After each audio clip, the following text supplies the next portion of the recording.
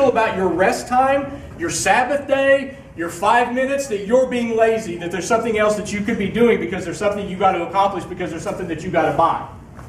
That's what culture tells you. So the word lazy comes in and you go, yeah, I don't want to be lazy. I don't want somebody to say I'm lazy.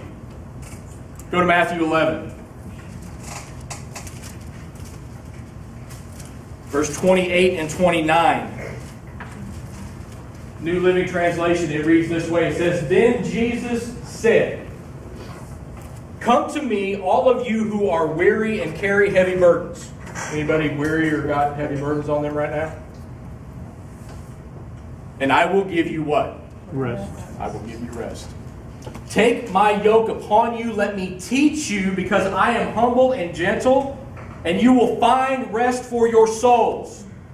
For my yoke fits perfectly, and the burden I give you is light." But we get busy, and we lose margin, and we lose our way, and all of a sudden we're like a car that's out of alignment, and we're fighting like heck to try to get it back in center. Genesis 2, 1 through 3 reads this way. "So the creation of the heavens and the earth and everything in them was completed. On the seventh day, having finished his task, God rested from all his work. And God blessed the seventh day and declared it holy, because it was the day when he rested from his work from creation." Mark chapter 2.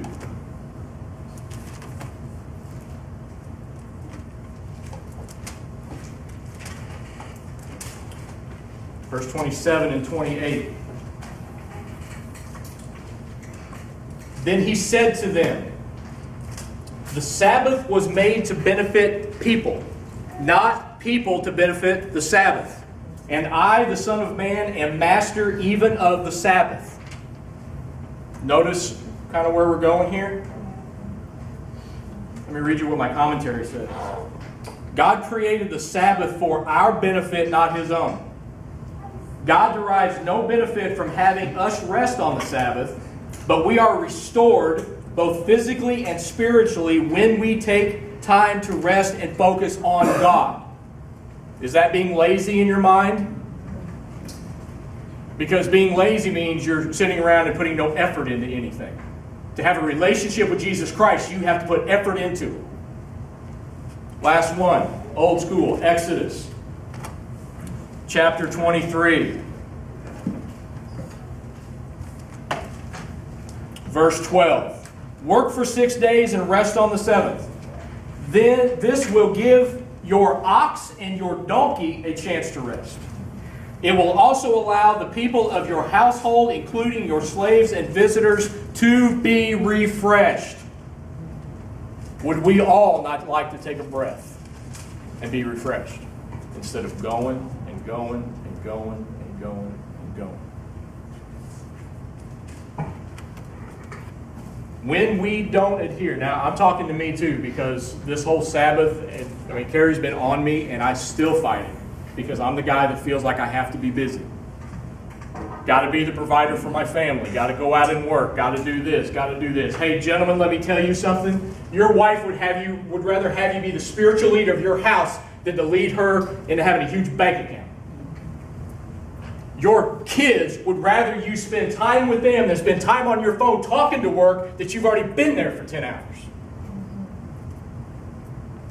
You need to rest in His Spirit and take a Sabbath, because your relationship does not grow with Him if you ignore Him and if you are too busy for Him. He cannot teach you if you're not willing to listen. When we don't adhere to His principles, we are saying that His principles are not true. Anybody want to tell me that this is not true? Because when you don't follow them, it is your admittance that I don't believe in them. Rest makes you more productive and more spiritually healthy. Any arguments there? Rest makes you more productive